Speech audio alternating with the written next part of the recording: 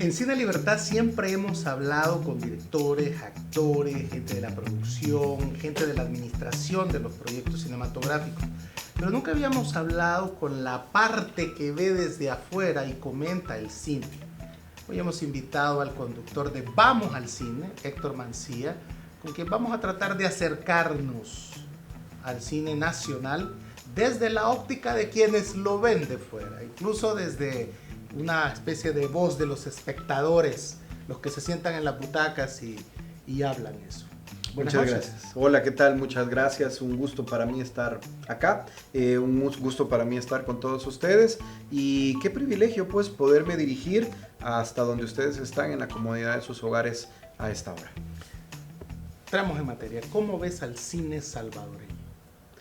El cine salvadoreño tiene una situación que, dependiendo cómo lo veas, que dependiendo cómo lo querrás observar, es positivo o negativo. Para mí el cine salvadoreño tiene hambre. Entonces, si vos lo querés ver positivamente, esa hambre le faculta la capacidad creativa, la capacidad de resolver problemas y hacer magia con recursos pocos, muchos, etcétera, etcétera, y resolver, ¿verdad? Si vos lo querés ver negativamente, ay, es que pobrecito no se ha desarrollado. Pero una característica que yo le veo al cine salvadoreño es esa, precisamente, tiene hambre. Y eso puede llegar a ser, lejos de verlo negativamente, yo lo vería positivo, porque tiene hambre de crecer, de desarrollarse, de ser más y mejor. En tu experiencia, por ejemplo, las taquillas, este año ha sido muy importante para el cine nacional. Se han estrenado casi 4 proyectos, hay otros proyectos que vienen en camino. ¿Qué te parece, digamos, esta marquesina salvadoreña que este año ha habido? No sé si podés hacer un breve recorrido de las películas nacionales que has visto y darnos tu breve crítica o apreciación de esta producción nacional hasta hoy. Fíjate que diría que la parte de la taquilla es bien importante saber cuándo poner la película, cuándo ubicarla. Porque si venís y pones una película salvadoreña a la par del lanzamiento de una gran película de Hollywood, se ve opacada. Por ejemplo, ¿contra quién no hay que competir? Por ejemplo, no vayas a competir contra un lanzamiento de una película de superhéroes. Te vas a ver opacado. No vas a competir contra una película de un actor de renombre. Te vas a ver opacado. Entonces, saber, ya hablando del tema de la taquilla, depende mucho también. ¿Y hay fechas, Héctor? Por ejemplo, digamos, es en verano la mejor fecha, es en invierno la mejor fecha, es en otoño, es en primavera. ¿Cuándo es? Generalmente los grandes estrenos estadounidenses, ¿no? Se dan, por ejemplo, en Navidad. Ahí puedes esperar muchos buenos títulos. Para la parte de abril, Semana Santa, el Spring Break, que se le llama. También todo lo que es abril, mayo, junio, julio, agosto, estamos hablando de la época de vacaciones escolar en los Estados Unidos. Entonces, ese lapso y diciembre se vuelven como momentos donde la gran mayoría de grandes estudios lanzan sus mejores producciones con el objetivo de impactar a mayor cantidad de personas que están ociosas, con libertad de poder ir al cine, ¿verdad? Y al mismo tiempo les permite obtener un mayor kilometraje en taquilla, ¿verdad? En cuanto al año fiscal y todo lo demás. Entonces, momentos como enero, febrero, marzo, ese primer trimestre del año, suele ser un momento de producciones bajas, de grandes producciones. Y podría ser como bajas. El mejor momento para el cine nacional. Ahí pudiera ser un buen momento para el cine nacional, porque en ese instante la gente quiere ir al cine, los que les gusta ir, los que nos gusta ir al cine, quiere ir al cine, pero vos abrís y empezás a ver, ya sea el periódico, el celular o cualquier cosa, y no ves una película que vos digas, Entonces, ese es el momento en que uno puede y desea arriesgarse y decir, voy a ir a ver esta, la quiero ir a conocer, vamos a ver de qué se trata, ¿verdad? Entonces, ese puede ser un buen momento para estrenar películas salvadoreñas, ¿verdad? O en los otros meses del año pero tal vez tomando en cuenta que si viene una gran producción, no la vayas a poner en la misma semana, porque lógicamente se va a ver opacada.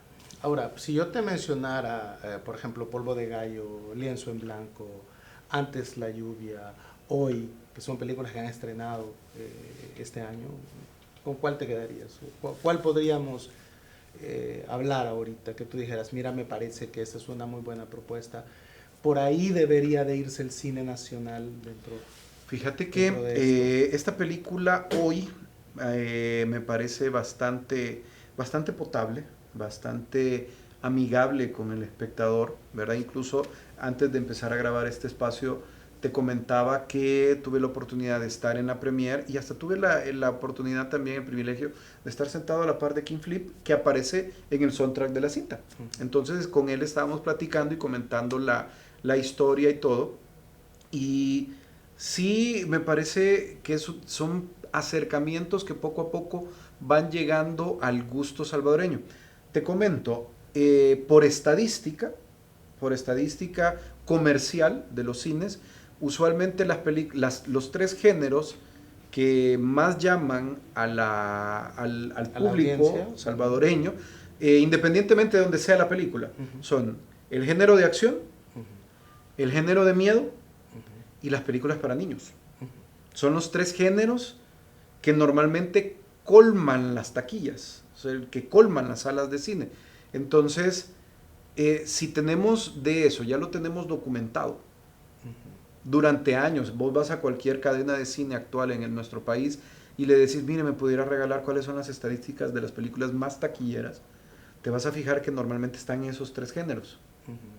Entonces, ahí te están diciendo a la gente, al público salvadoreño, estos son los tres géneros que les gusta. En la parte comercial, digamos, si querés asegurar de alguna manera un éxito taquillero, pero recuperar la inversión de alguna manera, ¿no? No veo por qué pudiera estar reñido lo artístico con lo comercial. No hay que buscar ese equilibrio, ¿no? También. Hay que buscar el equilibrio. Porque es la industria cinematográfica y correcto. Por lo tanto tiene que volverse O sea, ¿de qué me sirve hacer una excelente película que ni siquiera mi abuelita vio? Muy artística, muy bella, qué cuadros, qué nivel técnico y todo, pero mi familia la vio y se durmió. O sea, tengo que buscar de alguna manera ese equilibrio de poder tener calidad cinematográfica, un buen mensaje y al mismo tiempo ser agradable al público y, ¿por qué no? O sea, tener algún tipo de regreso económico. Hasta ahora en la región, por ejemplo, El Salvador, cuando el Festival Ícaro, que es el único certamen que tiene la región, que evalúa películas nacionales de los países de Centroamérica, El Salvador ha destacado siempre en el documental, ya sea largo documental, ya sea corto documental. Sí, tiene mucha experiencia. Contamos muchas historias, desde, digamos, ese realismo donde los protagonistas son los que han sufrido la historia y las contamos bien, al parecer, ¿no? El gran personaje cinematográfico que tiene el Salvador, porque ha estado en todas las 7 artes que pueden haber, es la figura de Oscar Romero, por ejemplo. Va a ser como la gran figura cinematográfica que tenemos.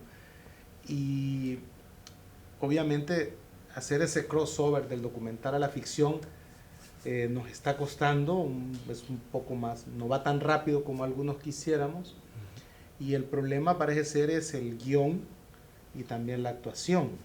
No sé si tú desde afuera, porque me da mucho la atención eso que están diciendo los géneros que le gustan a los salvadoreños, y estoy de acuerdo contigo en el equilibrio entre el arte y también obviamente la rentabilidad del proyecto, porque los cineastas saben lo que cuesta hacer una película. O sea, por eso digo, de nada me sirve hacer una joya de película. Entonces, ¿hacia dónde no debería de irse el cine? ¿Qué historias deberíamos de contar? Si le pudiéramos poner un nombre para ayudarte. Sigue pendiente, fíjate, la gran historia de Roque Dalton, por ejemplo, ¿no? Su vida, Bohemia, ¿no? Sigue pendiente la historia de de Alfredo Espino, ¿verdad? El poeta nacional, el poeta niño, ese drama en el que incluso él termina suicidándose, ¿no? Sigue pendiente, sí, hablamos de historia los 12 años del general Maximiliano Hernández Martínez, que ha sido el dictador que hemos tenido en la historia del país, o la dinastía Meléndez Quiñones, que es una familia que se está en el poder 17 años, o la historia, si tú quieres, de Prudencia Ayala, una mujer que decide lanzarse a la candidatura a la presidencia en 1930 y que la Corte Suprema de Justicia le dice que no puede porque ese es un cargo para hombres. Entonces, por contarte por irnos un poco, alejarnos de la guerra, que el documental ha explorado mucho la situación del conflicto armado, pero hay otras historias más que se pudieran contar. El mundo precolombino. O sea, El Salvador tiene 200 años de historia, Héctor, pero 3000 cuando te vas al pueblo Nahuapipil o al pueblo Lenca. Es decir, es una historia riquísima y ahí hay mucho de qué contar. ¿Por qué crees que sea un problema encontrar historias que en esos 3 géneros que tú has mencionado, por ejemplo, y que podría existir? Mi punto de vista, ¿verdad? Con el cual es probable que hayan personas que estén de acuerdo y hay probables que no estén de acuerdo. Desde siempre el cine ha servido como una manera, si tú quieres, de escape. Salir de la realidad, salir de tus problemas, olvidarte un poco la fábrica de sueños, ¿no? Olvidarte un poco de tu triste situación. Pongámosle el nombre que tú querrás: delincuencia, economía, problemas familiares, problemas personales. Cada quien vive su mundo, su realidad, ¿no? Entonces, si tú te das cuenta y recorres la historia del cine salvadoreño, vamos de tragedia en tragedia. Vamos recorriendo problemas políticos, vamos recorriendo problemas de minorías étnicas, vamos recorriendo problemas sociales, problemas, todo es problemas. Entonces, ¿qué sucede si tú estás emproblemado y vas al cine a ver más problemas? Salís todavía más emproblemado. Tú tienes la visión del cine como entretenimiento. Yo tengo la visión de un cine que de alguna manera, al mismo tiempo que te entretenga, te deje una buena enseñanza, ¿ya? No veo por qué un cine que me deje algo bueno no me va a hacerme sentir bien, ¿ya? Todas las historias que tú has mencionado me parecen geniales. Son personas cuya historia, cuya vida merece y debería ser contada. No digo que no, merece, o sea, tiene todas las características para algo así, ¿verdad? Pero, ¿qué sucede cuando a un niño le pones cosas demasiado serias?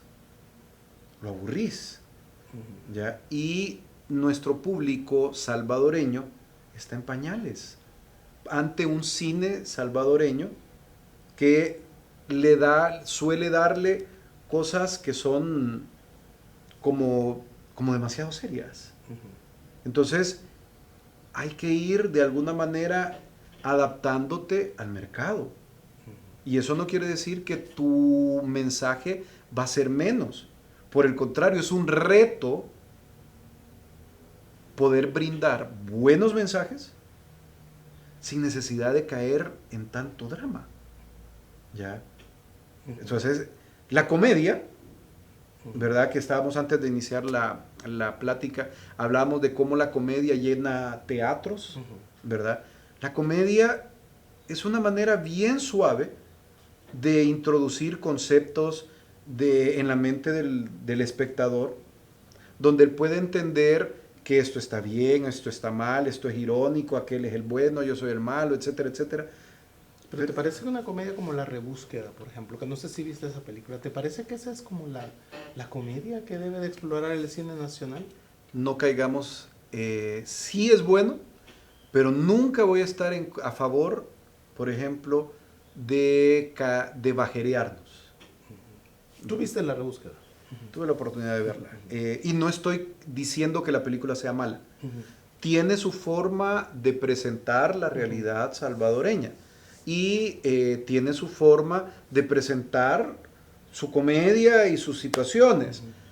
Pero así como, por ejemplo, tú puedes ir y disfrutar de un comediante que te hace reír con humor blanco, un Chespirito, te hace reír con humor blanco, ¿verdad? Hay otros comediantes que van a utilizar malas palabras, que van a utilizar imágenes o situaciones soeces. ¿Será necesario eso? Acabamos de presentar aquí a Charles Chaplin con La Quimera de Oro, por ejemplo, ¿no? Sin mudo. Estamos hablando de el hecho de que tú puedes ser fino, elegante para decir las cosas, para trasladarlas, ¿ya? La comedia es universal. ¿Cuántos comediantes hay que son de una nacionalidad, de una época, pero no hablan? Y sus mismas películas han trascendido de cultura en cultura, de generación en generación, ha cruzado regiones del mundo y te siguen dando risa, te siguen gustando, porque el sentirte bien es universal y no necesariamente está reñido con trasladarte un buen mensaje. Si pudiéramos identificar dentro de toda la cinematografía nacional, partiendo de que Los peces fuera del agua es como la primera película, aunque fíjate que en archivos está que durante el gobierno de Alfonso Guiones Molina mandó a hacer 2 películas. Una se llamó Las fiestas agostinas de 1923 y la otra se llamó El lago de Coatepeque, que estaba interesado el gobierno de Quiñones Molina de promocionar al país y manda a hacer 2 documentales de los cuales se han perdido. Solo hay registro histórico, pero no está la obra. Exacto, ¿no? Como era en esa época era celuloide, te imaginas el gran disco se debe haber ya podrido, ¿no? Pero entonces, y se habla de que de lo que se tiene hasta ahorita es Los peces fuera del agua, de David Calderón, y también Alejandro Coto, que produjo El carretón de los sueños, ¿verdad? Más lo que se pudo haber hecho en los documentales, ¿verdad? Durante la guerra, e igual, digamos, lo que se ha hecho con César Arturo Menéndez, que ha hecho también películas en un momento, y ahora toda esta nueva generación donde destacan jóvenes, como por ejemplo Ricardo Batz de hoy, que es muy buena su propuesta. ¿Te podrías atrever a decir cuál es la gran producción nacional hasta ahora? ¿O la seguiremos esperando? Fíjate que me atrevería a decir... la salida de la seguiremos esperando. Fíjate que yo me atrevería a decir que hay una película que no he visto, que solamente he leído sobre ella, que me parecería interesante y que me parece interesante por varias cosas. Primero, por la época en la que se hizo. Segundo, por la temática que tocó. Porque se adelantó en una fórmula narrativa a algo que está probado en la televisión que funciona. Y porque no se volvió a hacer nada igual en el cine salvadoreño. Y te digo, no la he visto. Se llama Las Águilas Civilizadas. Es una película que se hizo a finales de los años 20 y cuenta una historia de amor entre la trabajadora de la casa y el hijo del patrón. Es una historia de amor. A través de ella podés reflejar un montón de situaciones sociales. Recurre a una fórmula que 60 años, 50 años después, se ha venido utilizando en la televisión latinoamericana, las novelas, ¿verdad? Los extremos sociales que se enamoran. Y cómo ha sido exitoso ese formato. Claro, claro. Pregúntame cuándo volvieron a hacer algo así en El Salvador. Una vez lo hicieron. ¿Y qué pasó? Por eso te decía, me parece una propuesta interesante por lo adelantado de la época, a la época. Por la manera, la fórmula, encontraron algo que 50 años después es un éxito. Pero porque ya no lo siguieron haciendo. Y era una manera, en una historia en la que te podías sentir identificado con uno u otro personaje, te podían narrar un montón de situaciones que podían ser reflejo de los tiempos de ese momento, sin necesidad de encasillarte en un documental sobre la situación tal y que no sé qué. Entonces, de una manera suavecita, te podían contar una historia que te podía mantener interesado en la pantalla. Perfecto, me parece. Tú diriges Vamos al Cine. ¿Dónde pueden verte? Nos pueden ver, nuestras redes son Vamos al Cine SB en Instagram. Va a ser un gusto que nos encuentren por ese lado. También estamos en YouTube, en Spotify, en Facebook y en Twitter como Representuarte. Ahí estamos poniendo todos nuestros materiales que estamos haciendo, tanto de podcast como video podcast, que se sale pues todas las semanas. Estamos generando materiales nuevos de acuerdo a lo que se va dando en cuanto a las noticias y producciones que van saliendo. Ahí estamos a la orden. Te agradezco haber estado en Cine Libertad este domingo y espero que sigas viendo más cine salvadoreño para seguir hablando más adelante. Y también desde Vamos al Cine. Muchas gracias. Se necesita ese apoyo. No, hombre, gracias a ti, gracias a este espacio que me ha dado el honor pues de poder estar, de poder dirigirme a todas estas buenas personas que nos están viendo, ¿verdad? Les agradezco mucho el tiempo que nos han regalado, gracias por la oportunidad y pues espero que no sea la última, espero pues que todo esté bien. Un gusto, gracias. Un placer, ¿verdad? Para todos nosotros, un fuerte abrazo y feliz noche. Nosotros regresamos después de esta pausa con un gran clásico del cine independiente de los Estados Unidos, Easy Rider.